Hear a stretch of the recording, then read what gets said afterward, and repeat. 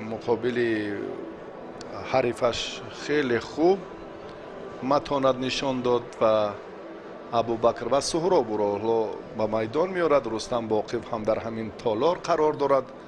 یک لحظه این چهره رو هم منظور ما کردند. باقیف براسی بسیار هم با سبحانوف این نیروسنجی خیلی پرشدت صورت میگیرد. پهلوان ازبکستانی هم یک تجربه خوب دارد. ورزشگری که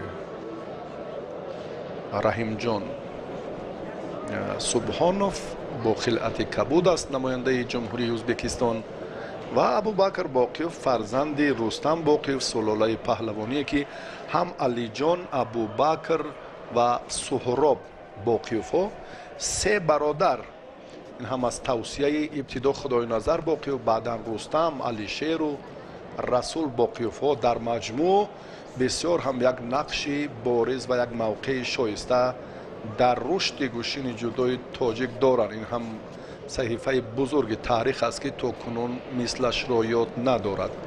مدال برنجی رسول باقیف در بازی های المپی پکین 2008. خب نماینده ازبکستان رحیم خان اولین از همان سه ورزشکاری که به دور بعدی برآمدند، اولین ورزشکاری است که در این دور از ازبکستان مبارزه میبرد. اما نسبت به دورهای قبلی رقیب نماینده ازبکستان جدی‌تر است، پرتجربه تر است. ببینید الکی باقیف زیاد تلاش دارد که یک عملی را انجام دهد که با منفعت او باشد و شاید برای ورزشکار ازبکستان مشکلی هم ایجاد کند. ببینید توصیه های سهراب و ابوبکر که چگونه باید عمل را اجرا کرد، چگونه باید ضد عملی رقیب حرکت کرد. این هم باشد مربی ورزشکار جمهوری ازبکستان یک لحظه در اکران های ما و شما بودند و ما مشاهده میکنیم رقابت هر دو این ورزشکاران، نماینده ازبکستان و ورزشکار تاجیکستان. یک حرکت نماینده جمهوری ازبکستان اما این نتیجه نآورد و ابوبکر میخواهد یک حالت خوب رو، یک عمل خوب رو انجام دهد که با منفعتش باشد. در پرتگاه بله، حالا هم توجهش زیادتر است برای دریافت همین فرصت. گریبان رقیب را اگر در همین لحظه دارد برای بوقی کردن بسیار فرصت مناسب است. اما این کار را با سرعت تر باید سامان دهد. وقتی که یک توقف می شود، یک ایست الکی از این موقع، از این حالت پهلوان ازبکستانی خود را زود برطرف کرده میتواند یا مقابل این کار دفاع خوب هم میکند و دقیقاً ثابت گشت که امروز آهسته به آهسته چهره های ارزنده به مرحله اساسی راه میابند. پهلوان ما سفید پوش است، با همون اصطلاح میل نیست، حرکتی که با پشت سر اندکی تکیه به همون سری سیوجی دارد، با سری کیت دارد. اما روند این عملکرد در جودو رایج است. این رو شیرالی بزرگ و بسیار هم در سطح بلند استفاده میکرده یا بسیار هم خوب کناری راست نشان داد، برعکس کناری چپ نشان داد، نیمه راست رو دیگر باره ابوبکر اختیار کرد. چون اگر در اینجا ابوبکر موفق شود ما میتوانیم موفقیت او را ربط دهیم به همان سلاله بزرگی باقیف ها، چون از مکتب خوبی گوشتین جودو برخوردار هستند و در اینجا ورزشکار ازبک چه اشاره میکنه جانب داور که گویا اینجا ابوبکر نادرست داشته باشند، اما در اینجا شیدا به ورزشکار ازبک داده می شود به خاطر کمفعالی. بله همین طرح هم هست. ببینید بیشتر ابوبکر کوشش کرده است که اجرای اصول نماید یا که امتیاز به دست بیارد، اما ورزشکار ازبک نه چندان فعال است. از همین خاطر داور مجبور شد که او را با همون شیدا جزا دهد. خب جریان میگیرد رقابت اینها و در اینجا Сулулаев рустаму сафар баротовро бесабаб коргардон мазур накардан. таи чанд соли охир абубакр дар мактаби варзишии ноҳияи ҷалолиддини балхӣ таҳти роҳбарии сафаралӣ баротов ки инҳо бисёр ҳам муносибати хуби ҳамкорӣ бо худои назар боқиёв доштанд, то ҷое мо медонем чанд сол дар ноҳияи ҷалолиддини балхӣ ва абубакр тамрин гирифта буд ва бештар бо фарзандони сафаралӣ баротов ва дар машқварзии муштараки худи ҳамин ду клуб инҳо ҳам бисёр равобити зиж доранд. ва ҳоло мебинем ки абубакр он қадар матлабе ки албатта бештар мехоҳад ки аз заифӣ аз нуқтаи амон бисёр ҳам муҳими иштибоҳи рақиб хуб истифода кунад, имконият барояш даст намедиҳад. инҷо ҳам як касбияти хуби паҳлавони ӯзбекистонро ҳам қайд кардан ба маврид аст. бисёр ҷуръату тавони паҳлавони ӯзбекистонӣ хуб ба назар мерасад. аммо агар дар маҷмӯъ мо ҳаракатҳоро инҷо ҳам шумурем, агар иштибоҳ накунам як ё ду маротиба ҳам бисёр ҳам акнун такя ба ҳамон амалкарди бародараш Расул Боқиёв кард. инҷо бисёр ҳам ва Али Боқиёв гуфтем се бародаре ки имрӯз ҳама дар ҳамин толоранд. Алиҷон Боқиёв, Абубакр дар майдон аст ва Суҳроб ва акнун бисёр ҳам нерӯсанҷии мушкилтар. инҷо касе дақиқан гуфтан наметавонад ки кор чӣ гуна сурат мегирад.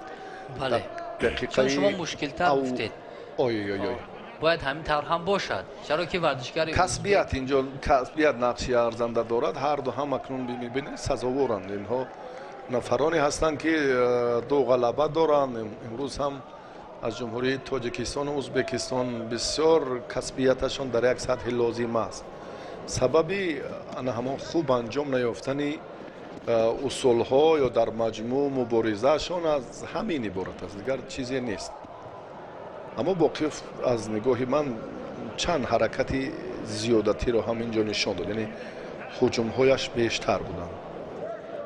бале чун рақобат аз кадом хотир шадидтар аст ки масалан варзишгари ӯзбек ҳам ба хотири ғалаба, ба хотири як нишон додани натиҷаи хуб омадааст. аз ҳамин хотир он ҳам кӯшиш мекунад ки чӣ маҳорату малакае ки дорад муқобили ҳариф истифода барад ва то ин даври рақобатҳо бубинед ҳар ду варзишгар қариб ки баробар рақобат карда истоданд ва аз ҷиҳати огоҳӣ ҳам баробар ҳастанд. аммо дар ин ҷо чун шумо болотар қайд кардед, мо дар чанд маврид дидем ки Абубакр чӣ гуна мехост усулҳои бисёр ҳам ҷолибро истифода барад, аммо то ба охир ҳамон амалҳои худро бурда нарасонед. сабабаш ҳамон касбияти баланди паҳлавони ӯзбекистонӣ аст. дигар ягон монеае нест дар ин маврид. акнун қувва боздошти қувваи захиравии паҳлавонон дар ин ҷо муҳим аст. агар яке инҷо чун ба нуқтаи асосӣ таваҷҷӯҳ кунад ки дар ҳамин 4 дақиқа бигузор қувваро дучанду сечанд сарф кунаму комёб шавам ва рақибаш баръакс ин корро танзим мекунад, корро мебарад, кашол медиҳад ба нуқтае ки ҳам иштибоҳ накунад ва ба вақти изофа тӯл кашад, он гаҳ мушкилот боз ҳамон гоҳ кор ҳалли худро меёбад. яъне ки заифӣ матонат дар вақти изофа аллакай боз ҳам зуд намудор мешавад. инҷо ҳамин аст як тактикаи ҳамешаи худи паҳлавонон, дастури мураббиён. вақти изофа дуюмин дақиқааш ҳам сипарӣ мешавад. дар ҳаракати паҳлавонон андаке беҳбудии дифои варзишгари Ӯзбекистон намоён аст. ҳарчанд мо мехоҳем дар ин ҷо Абубакрро намуна бинем, аммо паҳлавони ӯзбекистонӣ бисёр ҳам тартиби сабқатро таҳти назорат мегирад. бисёр ҳам ин аз ҳамон тактикаи пешанамудаи мураббияш вобастагӣ дорад. чӣ кореро хост анҷом диҳад натавонист. Абубакр ҳама ҳамчунин чӣ тартиби сабқате ки хост муяссар нашуд барояш ки аз ин варзишгари хеле қавии ӯзбекистонӣ имтиёз ситонад. Субҳонов акнун бубинед, дидед ки раванди муборизаро баъдан таҳти назорати худ мегирад, чунки дақиқаи ҳафтум аст. ана ҳамон низоми дурусти нигоҳдошти қувва дар ин ҷо нақшаш бисёр бориз аст. барои ин таҷриба, барои ин тақвияти малака, барои ин ана ҳамон арақи ҷабини болои гилем. бубинед қиёфаи паҳлавони ӯзбекистонро ки комилан дигар хел аст. яъне он қадар хастаҳол наменамояд. чашмони абубакр нигоҳҳояш бубинед, ин ҳам чархзани паҳлавон бисёртар дар мусобиқаҳои берун аз ӯзбекистон ҳам бо ҳамин истифодаи усуле ки ҳоло кард, аллакай абубакр ҳам воқиф буд аз ин амал, ба ин хотир хуб худро дифоъ карда тавонист.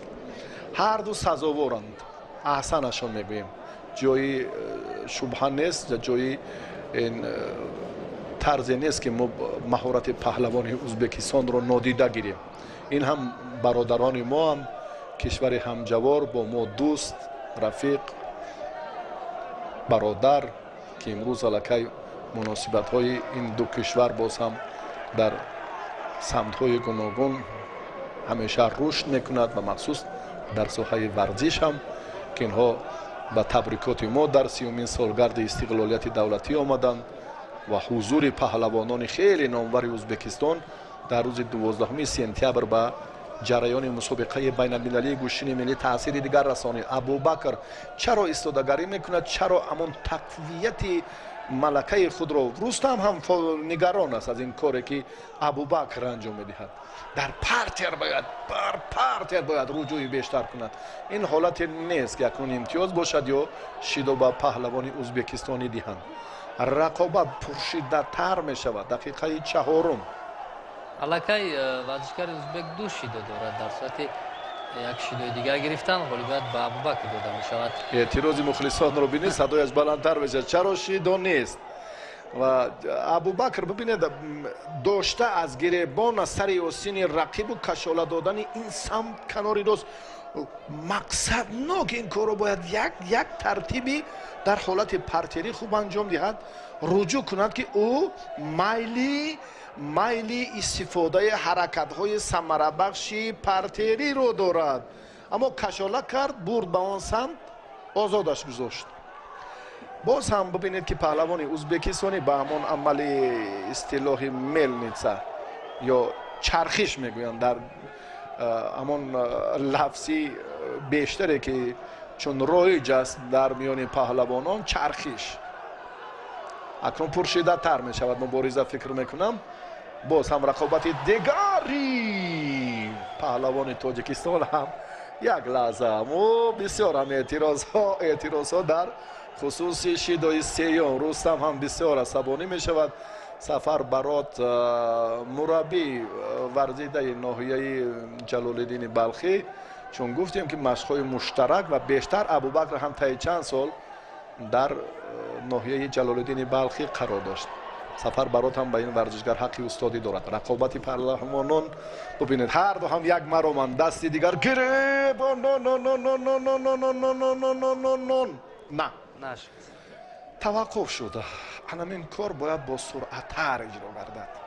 новобаста аз оне ки кадоме аз ин варзишгарон ба даври баъдӣ рохат мегиранд, барои эмомалӣ душвор хоҳад буд, зеро ҳарду варзишгар бо таҷриба, ҳарду варзишгар маҳорати хуб доранд. аммо инҷо бояд боқиёв зиёдтар талош кунад, зеро бубинед мухлисон ҳама дастгирӣ ба хотири абубакр аст то бар муқобили ин ҳарифи ӯзбекаш ғолибият ба даст биёрад. аммо бубинед мураббии варзишгари ӯзбекистон ҳам чӣ гуна тавсияҳо додааст, чӣ гуна аз рақобати шогирдаш он қадар шояд қаноатбахш ҳам набошад ки бо як овоз шояд ба шидо аллакай ба абубакр боқиёв ҳарду дутоги шидо доранд ва як шидои дигар таҳдид ба қатъи идомаи рақобатҳо мешавад ба дилхоҳ варзишгаре ки айни ҳол дар ин ҷо рақобат карда истоданд. акнун кор ба ҳамон нуқтаи ниҳоӣ расидааст. инҷо яке тасодуфан иштибоҳ мекунад. در همین روند ببینید حرکت می شود مبارزه می شود، اما اون طور اون کسبیتی که بیشتر و زیادتر در دقیقه های اول بود در این مرحله اون نمایان نمی گردد. بسیار ابوبکر هم رجوع کرد برای باز هم پرتافتی انا همین طرزی نگاه داشتی حالتی که بیشتر، اما نه بسیار برای شمردن همون فرصتی خیلی دلخواه 10 ثانیه کافی بود، اما چون آغاز شد اما لحظه مبارزه را باز هم داور دیگر باره قطع میکند. همان حالت پرتری رو در نظر داریم. بسیار هم وضعیت مرکبتر می شود. دقیقه ششم دهمین دقیقه در مجموع هر دو مبارزه برده ایستادند. اکنون ابوبکر اینجا بسیار احتیاطکار باید باشد چون که بمدارتر شد. این دومین رقابتی است که در دقیقه های طلایی با دقیقه پنجم میرسد، با مانند رقابت علیجان سفرلیف و دقیقه ششم نوروف. بله حتی ششم. قوهش بسندگی نمی کند که این کار هم به نقطه نهایی رساند. خسته حال شد، بسیار هجوم کرد، سببش همین، بسیار کار کرد، تلاش کرد به این سمت به آن کنار به 4 طرف. ورزشکار ازبک رو بینید چندان خسته حال نمی نماید، کوشش میکند، حرکت میکند، اما ابوبکر باشد چون معلوم است خسته شده است، شاید همون از جهت فیزیکی نسبت به حریف کمی برتریش نه چندان زیاد باشد. تاکتیک چنین است، اشاره میکند خود پهلوان اینجا ببینید امکان میدهد که مبارزه برد. اکنون باز ببینید یک لحظه دیگری رو که اعتراض ها زیاد میشوند، فکر میکنم داور هم به خلاصه عمیق میبراید. پهلوان ازبکستانی بسیار نگران است، در حالتی بسیار ناراحت قرار دارد، مبادا به او شیدو ندهند. این مربی هم الکی در مجموع جریان رقابت رو 11 دقیقه 11 نیروسنجی هر دو پهلوان است. بله دوام میدهند میدانداری را. بله باید چنین باشد، شفاف، عادلانه، خالصانه، بی‌غرضانه. دستی ابوبکر کار نمیکنه. ببینید یک بسیار نزدیک بود، بسیار نزدیک بود برای دریافت امتیاز طلایی. ابوبکر براستی خیلی توجه کرد به همون باز همون حرکت چرخش، اما بی‌مدار شد براستی. اکنون کوشش کند که باز به خطا گیرانه دستش. ببینید چگونه آزاد از دستی راست دیگر مداری داشتن کمربند رو ندارد، تا آخر نمیبرد. ببینید خوب شروع میکند. پهلوان ازبک هم اکنون خسته حال شد نسبت به دقیقه های اول.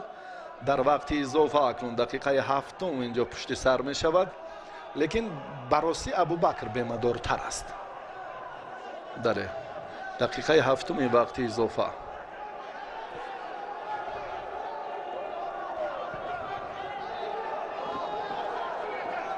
بسیار نزدیک است به همون نقطه آخرین. اینجا یک حالتی که تماما منتظرش نیستی، انمون فرصت به میان می آید، چون که انکون بی‌مداری هر دو را فراگیر است. ابوبکر خیلی خسته شد. ببینید اکنون با کمربند با خلعت رجوع میکند که اندکی وقت کشال یابد، شاید تسکین تا شاید همون نفسی آزاد کشد. اما پهلوان ازبکستانی میداند که اکنون در این فرصت کار کردن در کار هر چیز زیادتر.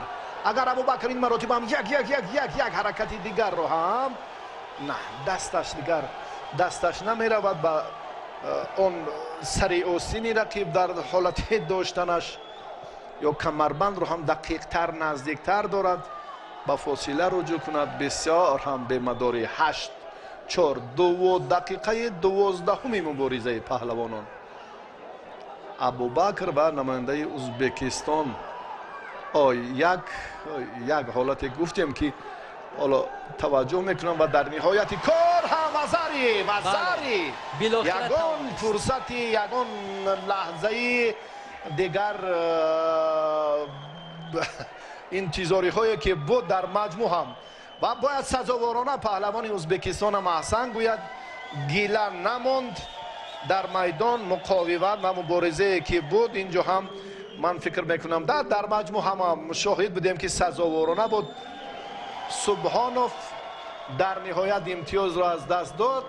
اگر از این پیشتر به پهلوان ازبکستانی شیدو میدادم بسیار گیله‌مندانه بود. بله بله.